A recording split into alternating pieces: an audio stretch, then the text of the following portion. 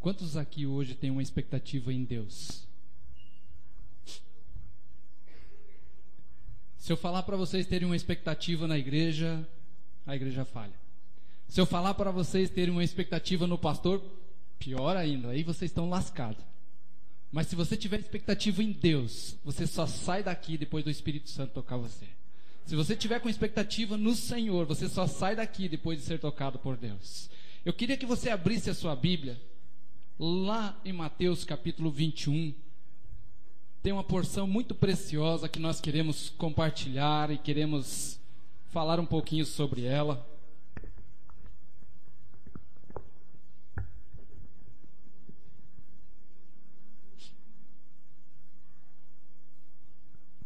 Mateus capítulo 21, do versículo 12 em diante, vai nos falar a respeito da purificação do templo.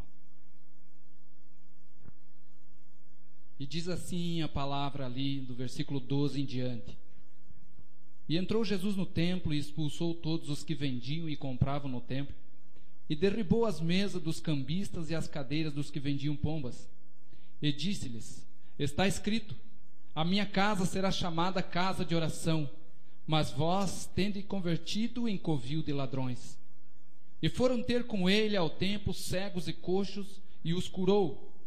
Vendo então os principais dos sacerdotes e os escribas as maravilhas que fazia, e os meninos clamando no templo, Hosana ao filho de Davi, indignaram-se e disseram-lhe: Ouves o que estes dizem? E Jesus disse-lhes: Nunca lestes? Pela boca dos meninos e das criancinhas de peitos tiraste o perfeito louvor? E deixando-os, saiu da cidade para Betânia e ali passou a noite. Amém? Baixa sua cabeça, vamos orar. Fala assim: Espírito Santo. De novo, Espírito Santo, fala comigo. Vou abrir os meus ouvidos espirituais para ouvir a sua voz. Em nome de Jesus. Amém. Amados, o que um texto tão conhecido, talvez bastante pregado sobre ele, como nós podemos tirar uma lição, como nós podemos ser fortalecidos, desafiados diante de Deus com uma porção dessa nesta noite. Quando eu olho a igreja, ou os irmãos da igreja, você olha, e assim como eu, olhando daqui, você sente falta de alguns irmãos. E eu fico imaginando que nós estamos vendo e vivendo aquele tempo que Jesus falou que por se multiplicar a iniquidade, o amor de muitos se esfriaria. E quando esfria, você fica debaixo das cobertas. Quando esfria, a tendência é você ir encarangando, é você ir amortecendo e vai se enchendo de roupa. E a minha oração é que o fogo do Espírito Santo comece a incendiar os filhos de Deus.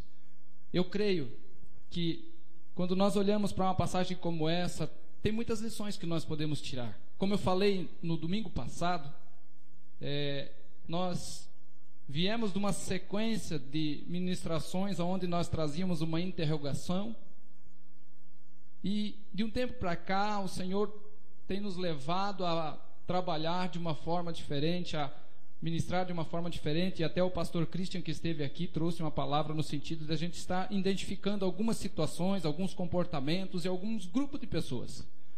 E aqui, quando Jesus começa a falar neste lugar, quando Jesus vai a Jerusalém, quando ele vai ao templo, também não é diferente.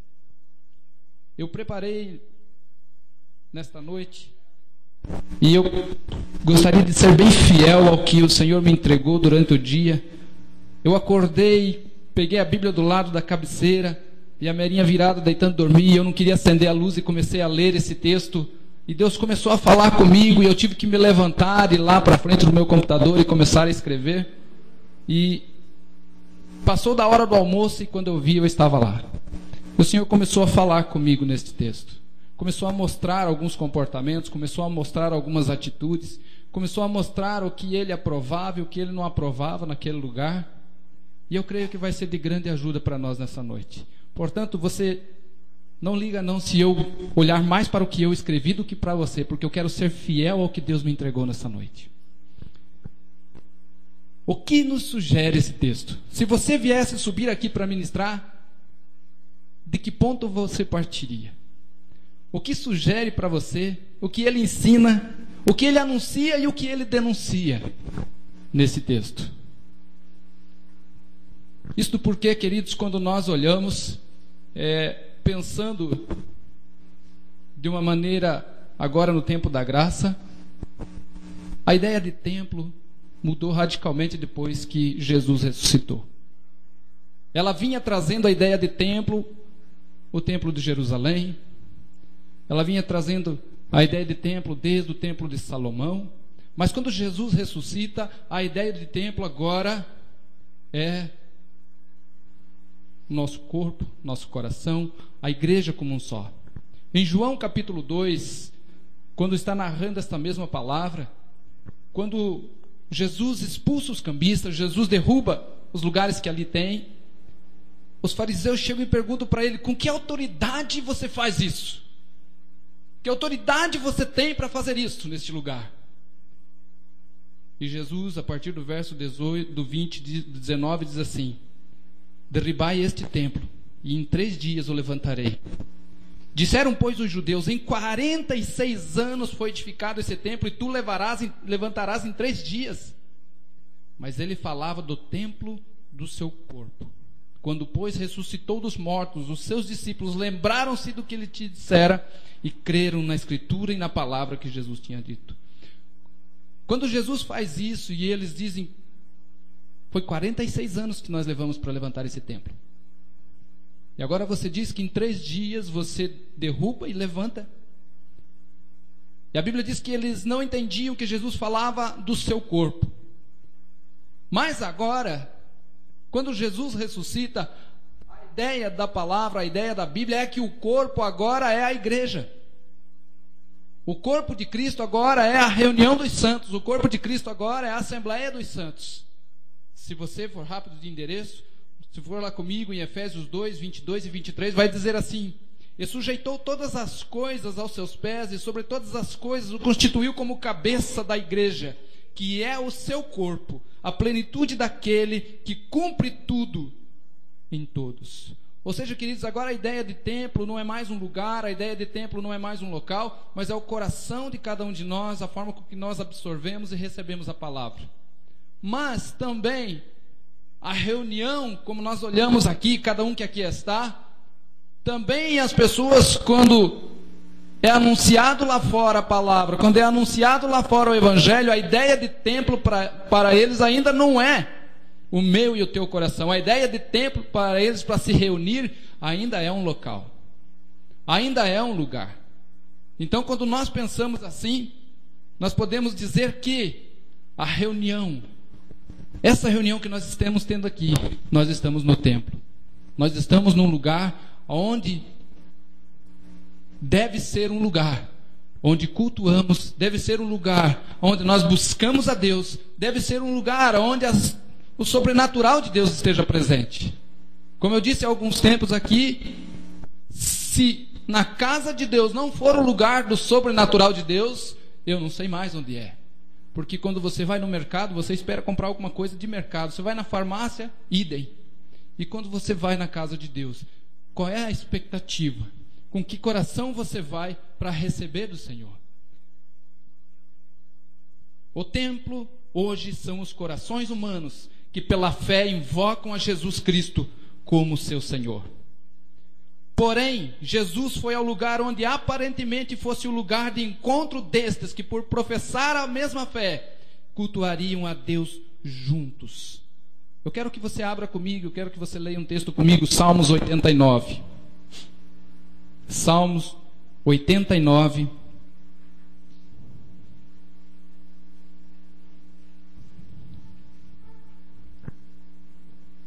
Versículos 5, 6 e 7.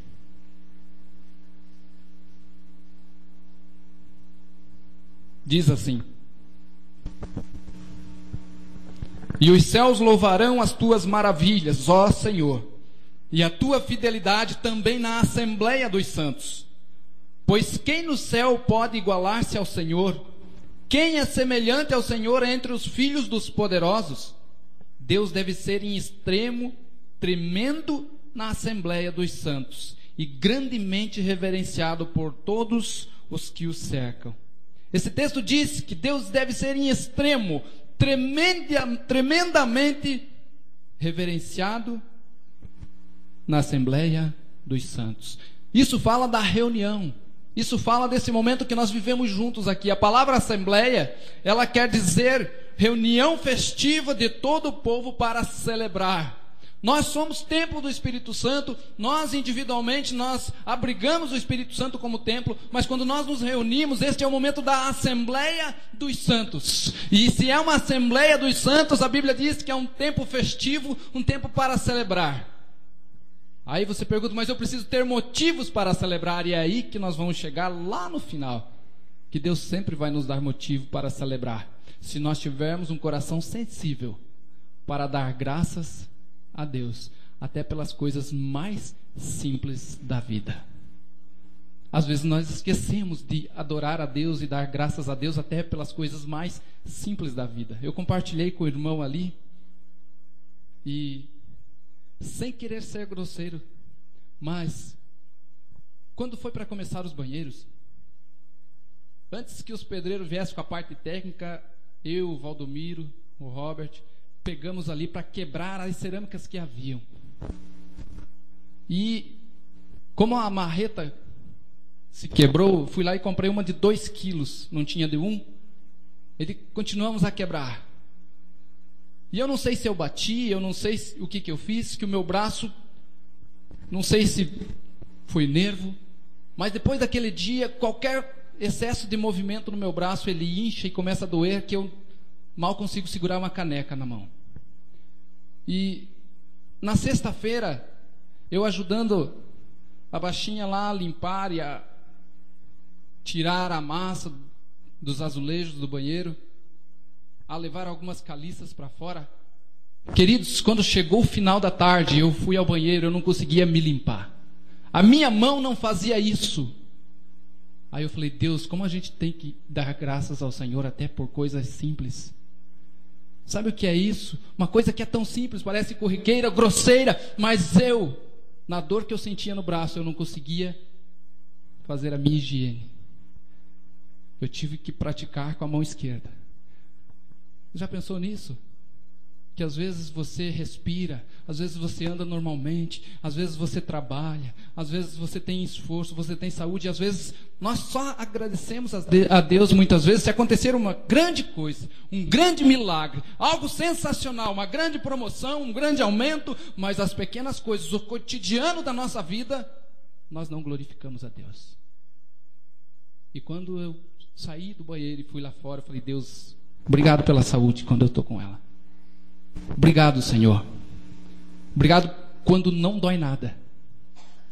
Que às vezes nós glorificamos a Deus depois que doeu. E nunca glorificamos a Deus por não ter doído. Nós glorificamos a Deus quando Deus curou. Mas nunca glorificamos a Deus por não ter vindo a doença. E é aí que muitas vezes nós não temos essa razão. Que nem diz esse texto ali, Deus deve ser em extremo tremendo na Assembleia dos Santos e grandemente reverenciado por todos os que cercam. Salmo 149, 1 diz assim, aleluia, cantai ao Senhor um cântico novo e o seu louvor na Assembleia dos Santos. Ou de novo, na reunião, nesse momento, neste lugar onde nós estamos. Aleluia, porque nós podemos estar aqui. Glória a Deus, porque nós temos força para estar aqui. Glória a Deus, porque o Senhor nos trouxe aqui. Amém? Por isso que eu pergunto a você, você está feliz por estar na casa de Deus? Eu estou muito feliz, querido, porque se eu não estivesse aqui, eu estaria ou no cemitério ou dentro da cadeia. Eu já falei a vocês, eu achava que tinha jeito para bandido. Aí Deus virou a moeda. Mas se eu apresentasse o meu currículo a vocês, vocês iam dizer que eu não servia nem para sentar do lado de vocês. Mas Deus é poderoso. Deus é tremendo. Ele pega lixo, transforma em luxo. E é isso que Ele faz conosco. Quando nós pensamos então na ideia de templo, eu quero que hoje você pense nessa reunião da Assembleia dos Justos. Esse momento que nós vivemos juntos, algumas palavras diz a reunião da congregação dos salvos. Hebreus 12, 22 e 23 diz assim: mas tende chegado ao Monte Sião, à cidade do Deus vivo, a Jerusalém celestial, a miríades de anjos, a universal assembleia e a igreja dos primogênitos inscritos nos céus, e a Deus, o juiz de todos, e aos espíritos dos justos aperfeiçoados. Quando o escritor de Hebreus está falando essa palavra, ele faz um comparativo com o povo de Israel, que quando chegaram no Monte Sinai, era tão aterrorizante o que eles estavam vendo, a manifestação de Deus naquele monte, fogo, trovões, trombetas, vozes, que a Bíblia diz que eles dão um passo atrás e diz: Moisés, sobe lá, deixa Deus falar com você, e fala tu conosco e não Deus, para que não morramos. E agora o escritor de Hebreus diz que nós não chegamos num monte como esse, que é um lugar aterrador, que nós não queremos chegar, que nós devemos ter medo para não chegar. Nós chegamos em um lugar, ele diz: vocês chegaram à cidade do Deus vivo. Vocês chegaram à universal assembleia. Nós fomos parte de uma assembleia universal dos salvos em Cristo Jesus. Amém? Eu vi uma foto que o pastor Ronaldo Venda postou hoje. Ele com a bandeira do Brasil na Convenção Mundial das Igrejas de Deus em Anderson, Indiana. Isso? Indiana, né? E eu olhava aquela bandeira e dizia: nós somos um pedacinho dessa bandeira. A igreja de Piraquara representa um pedacinho daquela bandeira que ele estava levando naquele desfile de pastores, de líderes representando naquele congresso. Nós somos parte disso. Nós somos parte disso. E agora? Portanto, sempre que o povo se encontra, se ajunta em fé, podemos chamar este lugar do lugar do templo, lugar da Assembleia dos Santos. Pode ser em uma pequena casinha, uma grande catedral, no salão de um hotel, numa palhoça, uma favela, uma maloca de índios, mesmo debaixo de uma árvore ou de uma ponte. Ali é uma Assembleia dos Santos. Porque Jesus diz: aonde tiver 2 ou 3 reunidos em meu nome, ali eu estou no meio deles. Ali eu estou no meio deles. Então, nesse momento, enquanto nós estamos aqui reunidos, sentados no banquinho estofado, tem uns que estão sentados num banquinho melhor que esse. E tem outros que estão sentados onde nem tem banquinho. Estão reunindo-se debaixo de uma árvore, reunindo-se, quem sabe, num cemitério, por causa da perseguição. Na Eritreia, eles se reúnem dentro de containers. Isso quando não são trancados dentro de containers por ser cristão. Mas fazem parte da Assembleia dos Salvos. Fazem parte dessa Assembleia que reúne os salvos em Deus. Amém?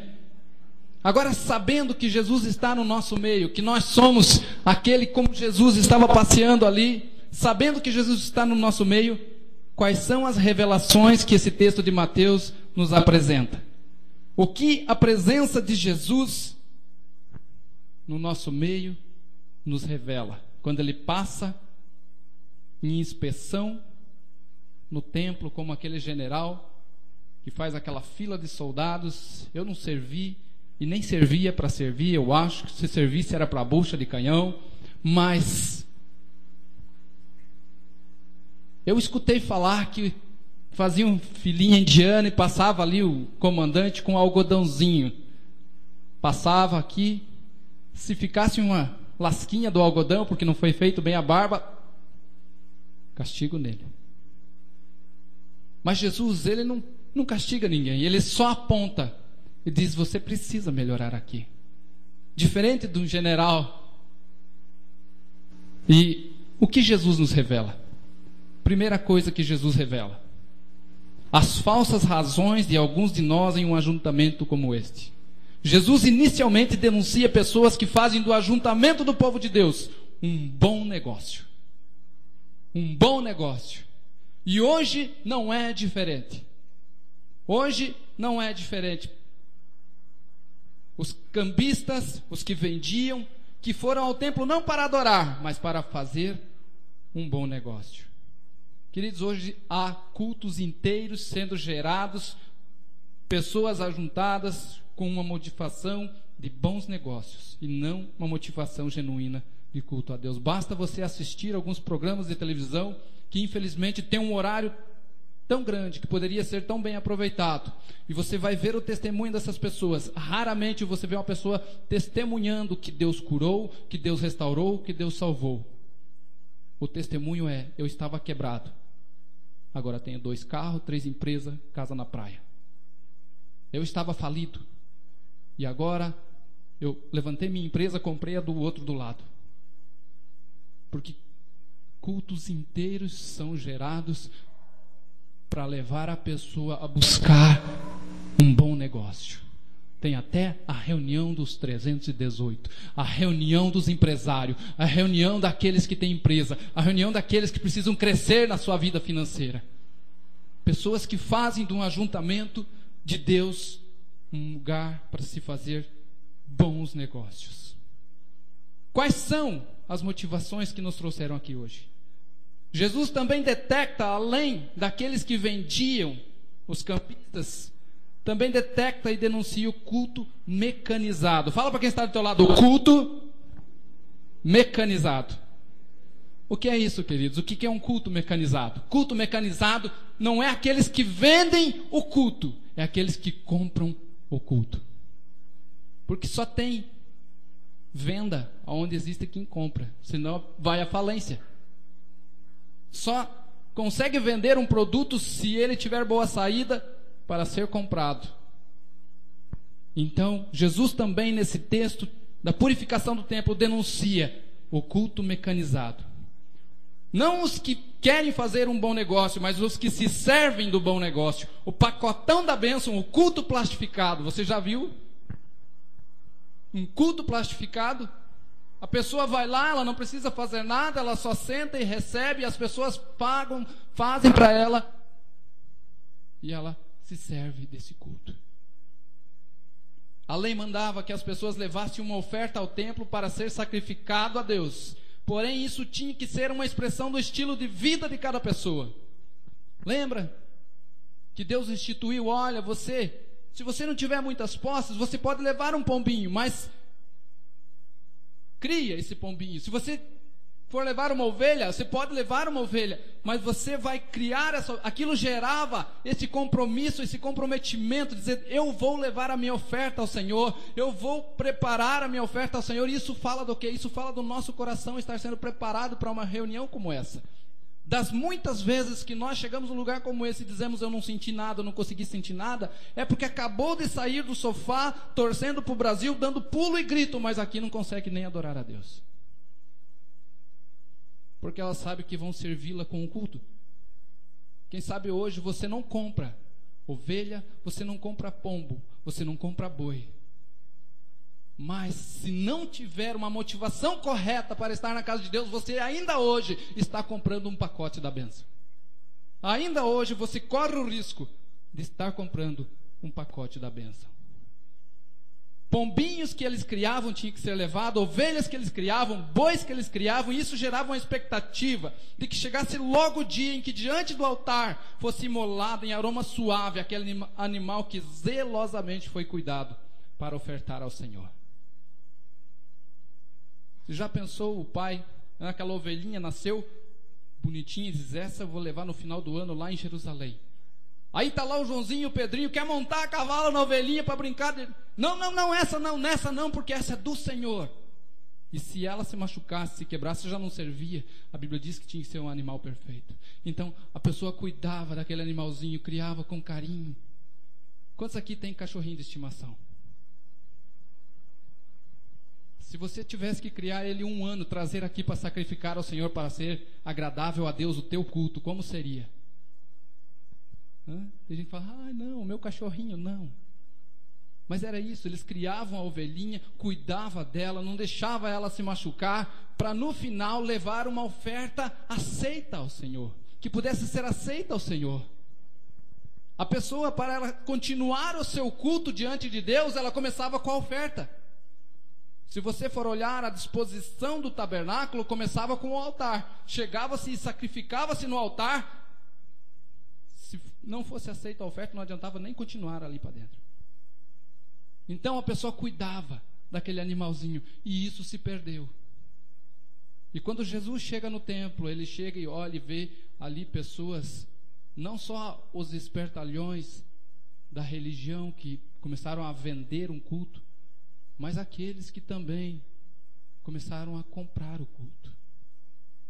Para que você ter que ofertar um animalzinho que você se apegou a ele o ano inteiro, se você pode chegar na porta do templo e comprar um? Já não havia mais aquela expectativa. Virou um culto mecânico. Jesus denunciou isso em uma outra passagem, quando ele diz: olha, o culto de vocês é algo que vocês aprenderam com vossos pais, em vão me adoram. Ele chama de uma adoração vã aquilo. Hoje não compramos mais ovelhas ou pombos na porta do templo, mas corremos o risco de vir para o culto sem expectativa alguma. Aguenta aí? Aguenta o que eu vou falar agora? Quantos aqui aguentam o que eu vou falar agora? Poucos. Não tem problema, eu vou falar assim mesmo. Corremos o risco de vir para a igreja sem expectativa alguma, achando que o envelope de dízimo que você traz na mão te põe numa posição como alguém que se assenta na plateia de um cinema, simplesmente para assistir um programa, afinal você pagou por isso.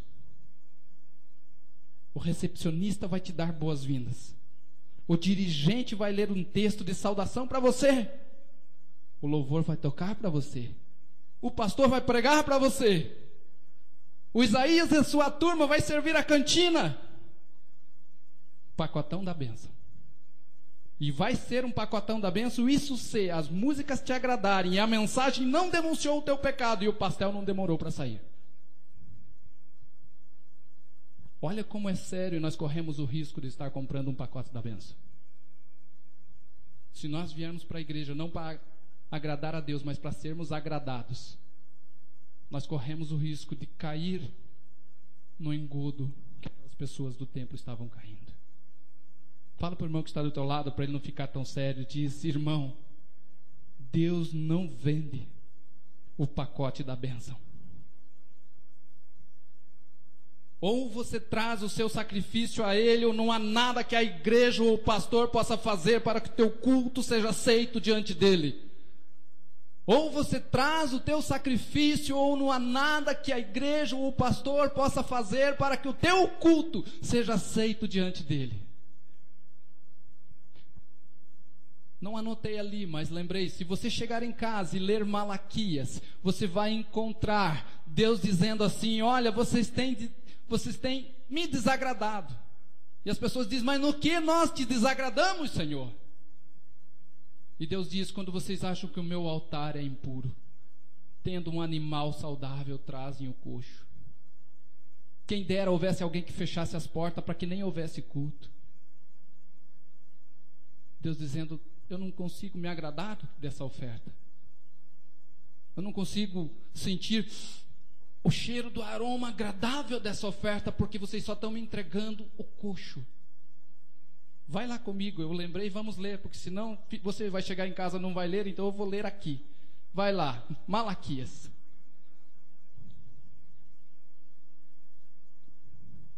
Eu corro o risco da igreja ficar mais vazia ainda, mas eu só falo aquilo que Deus me manda falar. Malaquias, capítulo 1.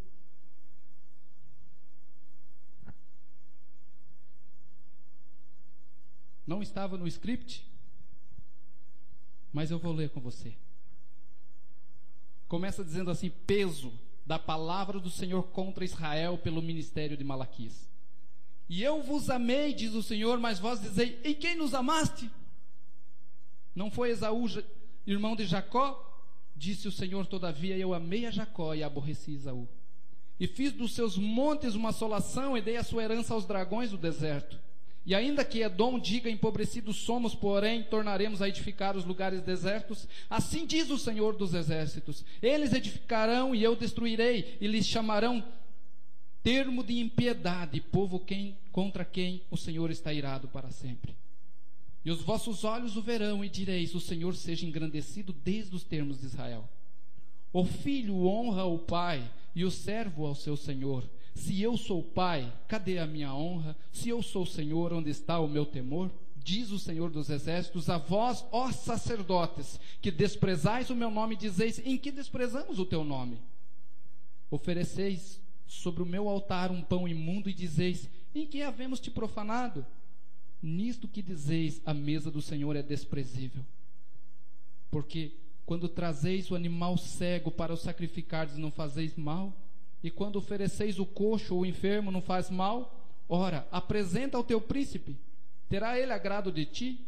Ou aceitará ele a tua pessoa, diz o Senhor? Agora, pois, suplicai o favor de Deus, e ele terá piedade de nós. Isto veio da vossa mão. Aceitará ele a vossa pessoa, diz o Senhor dos Exércitos. Quem há também entre vós que feche as portas e não acenda à toa o fogo do meu altar? Eu não tenho prazer em vós, diz o Senhor dos Exércitos, e nem aceitarei da vossa mão a oblação. Mas desde o nascente do sol até o poente será grande entre as nações o meu nome. Em todo lugar se oferecerá ao meu nome incenso e uma oblação pura, porque o meu nome será grande entre as nações, diz o Senhor dos Exércitos. Meus irmãos, Deus não vende pacote da bênção. Nós temos que trazer um sacrifício puro diante de Deus. Romanos 12:1, Paulo, lá em Romanos, ele diz assim: eu rogo-vos, pois, irmãos, pela compaixão de Deus, que apresenteis os vossos corpos como sacrifício vivo. Opa, agora não precisa você trazer uma ovelhinha, mas você é o sacrifício.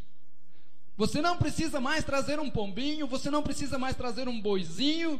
Só que a oferta, o sacrifício que Deus quer no seu altar, não é o que você traz, é você mesmo.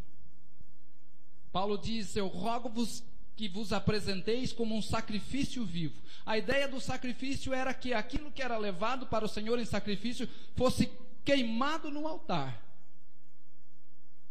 E Deus recebia o aroma daquele sacrifício. E agora Paulo está dizendo que nós temos que nos apresentar diante de Deus como um sacrifício vivo. Ou seja, Deus não quer matar você, mas Ele quer ter o controle total sobre a nossa vida. Dizer: Senhor, como disse Paulo, já não vivo mais eu, mas Cristo vive em mim. Isto é um sacrifício vivo. Dizer: Senhor, as minhas vontades, eu mato elas, eu esmurro elas, como diz Paulo, mas eu quero estar na tua presença como uma oferta. Nós cantamos ali: não temos nada para oferecer, minhas mãos estão vazias. Mas nós podemos dizer: Senhor, eu quero ser essa oferta ao Senhor. Eu quero ser. Quando Paulo diz assim: olha, rogo-vos, pois, que vos apresenteis como sacrifício vivo, santo e agradável a Deus, que é o vosso culto racional. Quando ele diz isso aqui, racional, é lógico, com razão, autêntico, sem trazermos o coração, a atenção, a reverência, o temor. Não há culto possível que possamos oferecer a Ele. O culto lógico, o culto racional, o culto com razão, o culto com entendimento que nós podemos trazer para Deus é quando nós viemos com o nosso coração aberto para Ele, nossa atenção voltada para Ele, um temor voltado para Ele. Essa palavra temor não é ter medo, queridos. Eu li a Levíticos esses dias ainda. Se você chegar em casa, leia lá Levíticos 19, você vai encontrar. Deus diz assim: e reverenciareis o meu sábado, e tereis reverência no meu templo. Naquele tempo, o templo não era a pessoa, ainda era o lugar. Então, quando nós nos reunimos num lugar como esse, ainda é um lugar de reverência. Ainda é um lugar para ter temor a Deus. Saber que se Deus está aqui, se a presença de Deus está aqui, tudo pode acontecer no sobrenatural de Deus. E a nossa disposição e como está o nosso coração vai depender se nós vamos ver acontecer isso ou não. Jesus também denuncia a presença de um grupo que auto se nomeia detentores do conhecimento da forma correta de cultuar a Deus.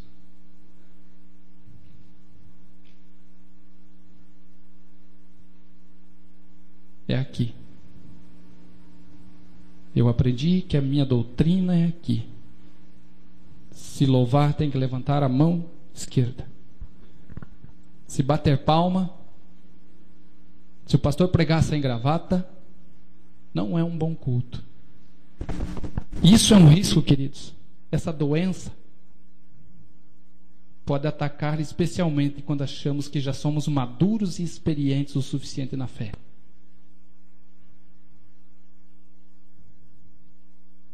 Especialistas em Deus, especialistas em doutrina, especialistas em mensagem. Eleição a balança de Deus. Pesa o louvor, Zé. Pesa a mensagem. Pesa o pastel da cantina. Pesa o tempo da duração do culto. E se não gostar, escreve na parede: Mene, mene, tekel, ufarparsim.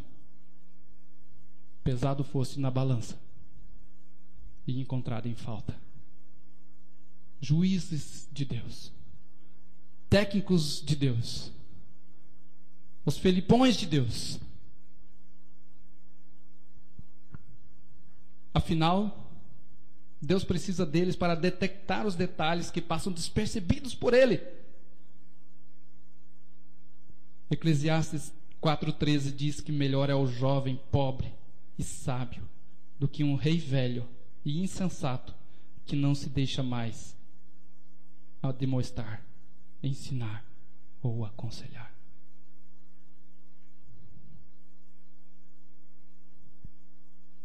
Jesus começa a denunciar esses comportamentos. Ele começa a apontar o que estava errado ali. Ele começa a dizer que aquele lugar podia estar diferente, podia ser diferente, podia estar acontecendo algo diferente ali. Mas eu não vim nessa noite só para espezinhar você. Porque Jesus, ele não só denuncia as falsas motivações, mas ele também afirma as verdadeiras e genuínas que ele valida e premia no momento de culto. Dá para você responder isso comigo? Diz assim: Jesus não só denuncia as falsas motivações, mas afirma as verdadeiras, as genuínas, que ele valida e premia em um momento de culto. Jesus não é carrasco, queridos, ele só é aquele que identifica, é aquele que vê e que tem os olhos como chamas de fogo e que sonda o mais profundo do ser humano. E então ele começa a detectar e a pesar. O que Jesus espera que aconteça? Quais são as reações validadas por ele? O que, em última análise, chega diante dele como um culto racional? Agora vamos começar a receber o que Deus diz que Ele quer encontrar neste lugar. Se você olhar ali, versículo 13, a Bíblia diz: e Jesus disse, está escrito, a minha casa será chamada casa de oração. Então repete comigo: esta casa é casa de oração. Um lugar de orar e ver as orações respondidas.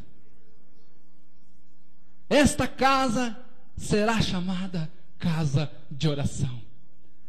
E o maravilhoso é que quando Jesus buscou essa palavra, quando ele pensou essa palavra lá de Isaías, e Marcos faz questão de afirmar, quando Marcos registra essa passagem, é que ele diz: esta casa será chamada casa de orações para todos os povos. Ou seja, não existe aquela oração mais forte ou mais fraca, não existe aquela oração mais sábia e aquela mais boba. O Senhor ouve a oração de quem tem o QI elevado e aquele de quem foi elevado o QI, sem QI nenhum. Ele ouve a oração de uma criança, o gemido de uma criança, e houve também a oração daquele que, ó Altíssimo, estamos aqui neste conclave. Ele ouve a oração de todos e ele afina, porque este lugar é a casa de oração para todos os povos, para o forte e para o fraco, para o rico e para o pobre, para o branco e para o negro, para o empresário e para o funcionário. Casa de oração. Se você for rápido de endereço comigo, Isaías 56. Foi de onde Jesus pensou essa palavra. Isaías capítulo 56.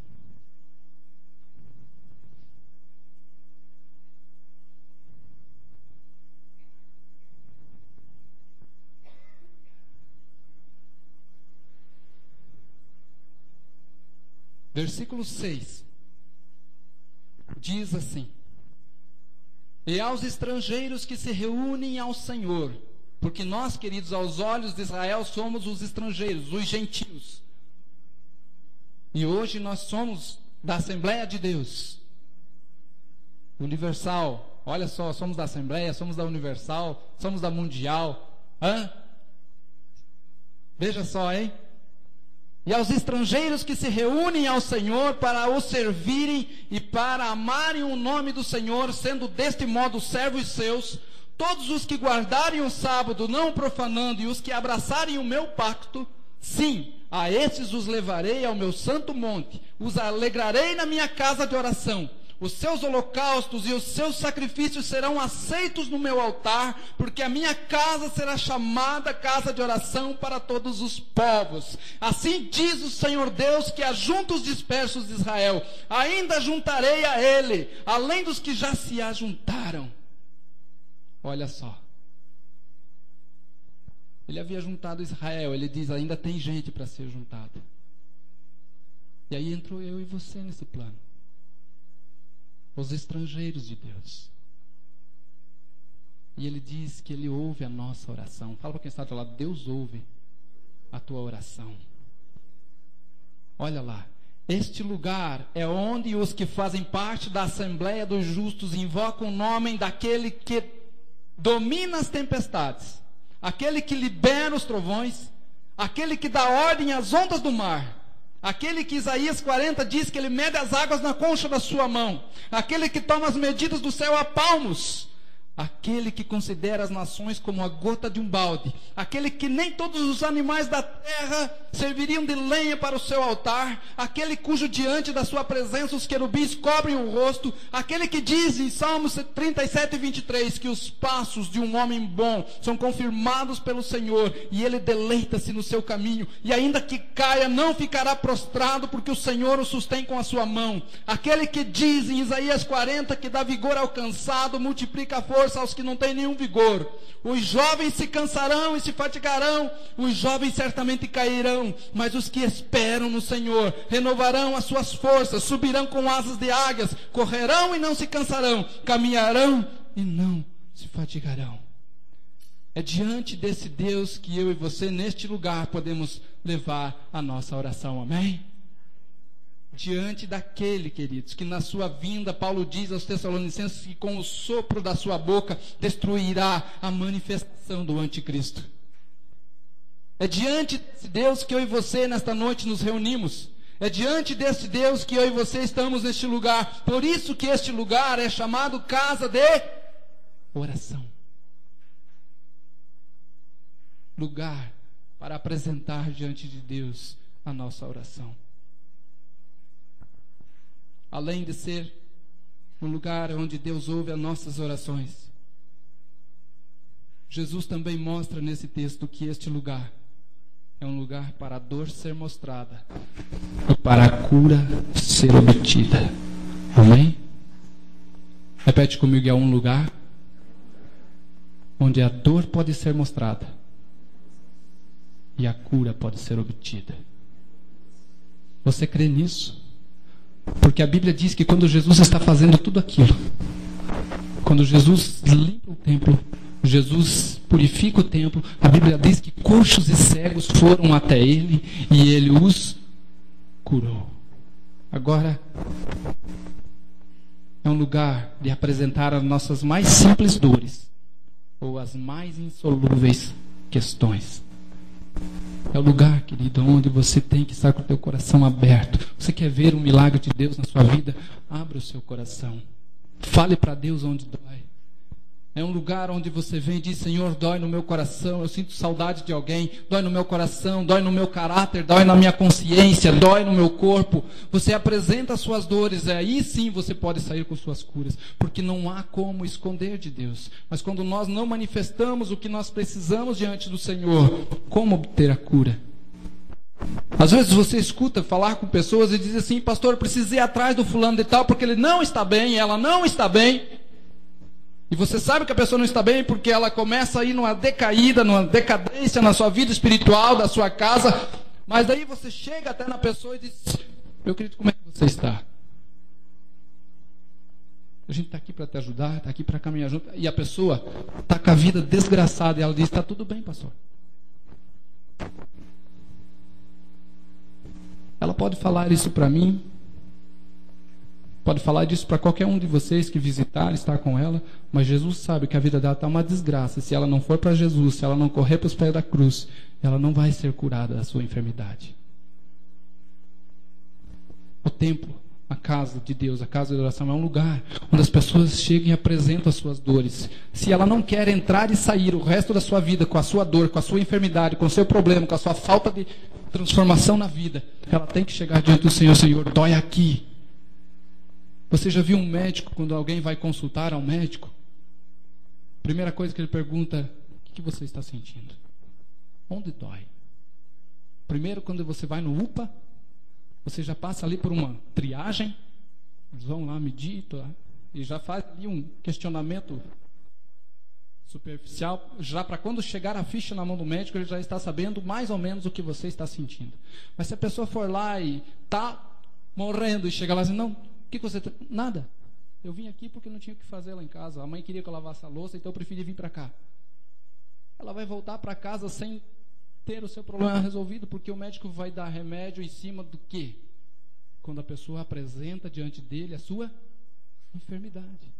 E Jesus, não porque ele não sabe, porque ele conhece tudo, mas ele vai reagir em cima daquilo que nós estamos dispostos a colocar diante dele e dizer: Senhor, eu quero mudar isso.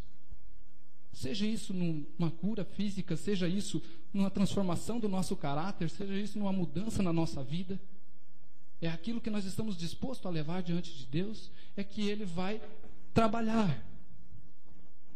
É um lugar de dizer onde está doendo em você. Você pode chegar diante de Deus e dizer: dói no meu corpo, dói na minha consciência, dói no meu caráter, dói na minha emoção. Talvez a pessoa diz: dói no meu bolso, eu levei um prejuízo tremendo, o Senhor me ajuda a me levantar. Mas fala para Ele. Conversa com Ele.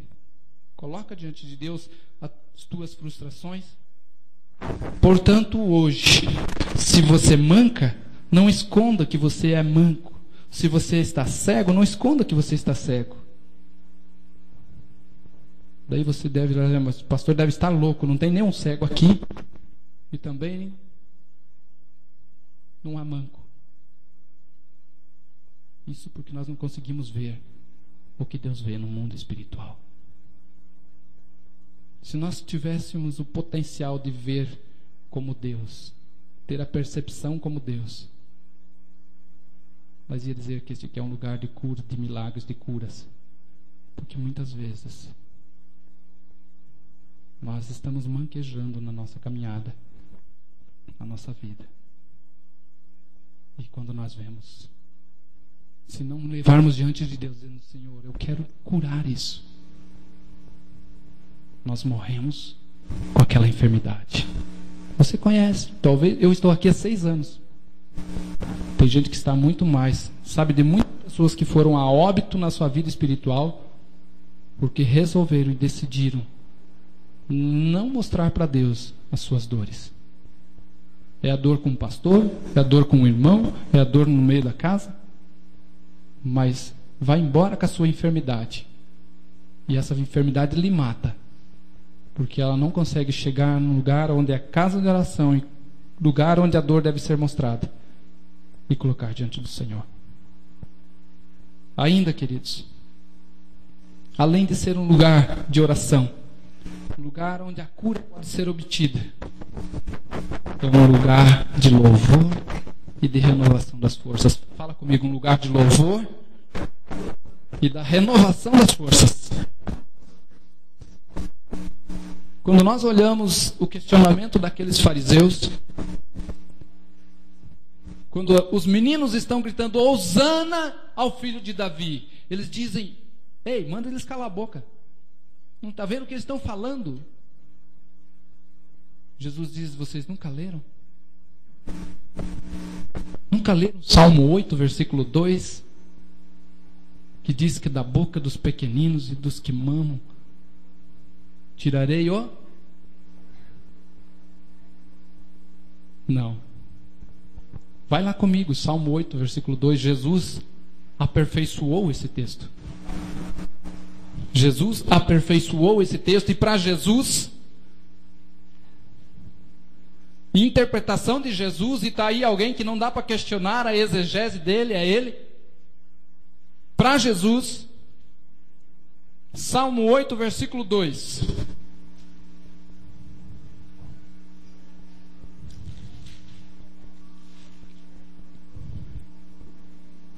Versículo 1. Ó Senhor, Senhor nosso, quão admirável é o teu nome em toda a terra, pois puseste a tua glória sobre os céus. Da boca das crianças e dos que mamam, tu suscitastes. É louvor ou força? Mas na interpretação de Jesus, quando Jesus aplica lá em Mateus, Lucas, João e Marcos, força e louvor são sinônimos.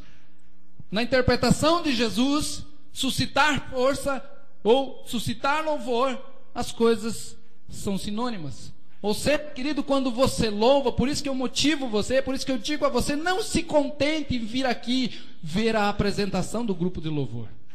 Não se contente em vir aqui e assistir o grupo de louvor cantar para você, porque é o teu louvor, é a tua adoração, é a tua disposição de adorar que vai trazer força a você.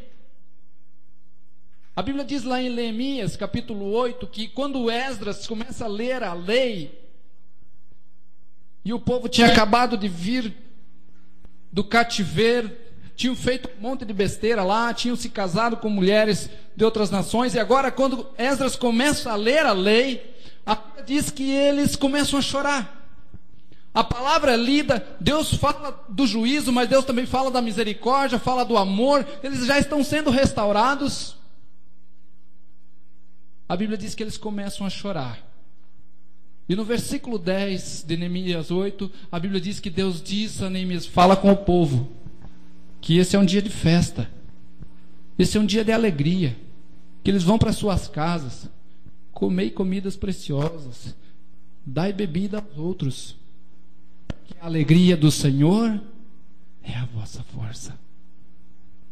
Não é um dia de tristeza, não é um dia onde devem se entristecer, é um dia de celebrar, é um dia quando foi de novo restaurado o entendimento da palavra. A palavra foi lida, o povo descobriu o que precisava ser feito para agradar a Deus. Não precisa chorar. Deus diz: engole o choro. Engole o choro. Deus diz: não, gente, vá para casa. Esse é um dia de festa. Esse é o dia que vocês descobriram que estavam em pecado. Não lamente, conserte. Muitas vezes achamos que pecou, lamenta. Não, não lamenta, conserta. Pecado não se conserta com lamento, se conserta com arrependimento. E Deus diz: vão para casa, vão celebrar, vão adorar. E a Bíblia diz que eles foram fazer festa. Mas esse texto de Salmo 8 diz que da boca dos pequeninos e das crianças ele suscita força por uma razão: por causa dos teus adversários, para fazer emudecer o inimigo e o vingador. Ou seja, queridos, a Bíblia diz que nós temos um adversário, que nós temos um inimigo, e por causa dele, o Senhor, através do louvor, Ele nos fortalece, Ele nos faz estar firmes, para que ao sair desta assembleia aqui, você vai lá de mano a mano, e você tem força para bater de frente com o teu adversário. Porque enquanto o grupo de louvor está adorando aqui, eles estão se fortalecendo. Mas daí você pegou carona na adoração deles e volta para casa sem se fortalecer, e é lá no mano a mano, que é lá que o inimigo tenta, é lá que o adversário tenta, é lá que o vingador tenta, e nesta hora o grupo de louvor não está lá para adorar por você. É lá que a tua adoração, a força que você recebeu através do louvor, vai fazer a diferença. É lá. Não importa a carga de estresse, não a razão.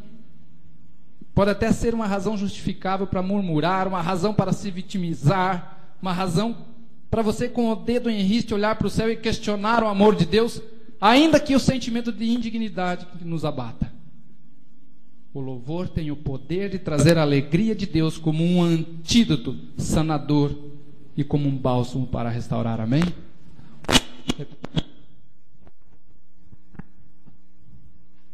Repete comigo: o louvor tem o poder de trazer a alegria de Deus como um antídoto sanador e como um bálsamo para restaurar. Agora olha para mim. Quem estava adorando a Deus? Jesus olhou e quem estava adorando? Ali no templo. As crianças. Quando nós crescemos, ou pseudamente crescemos, espiritualmente, nós perdemos um pouco a noção de adoração. Sabe por quê? Eu experimento isso em casa, sou pai. E quem é pai aqui sabe disso.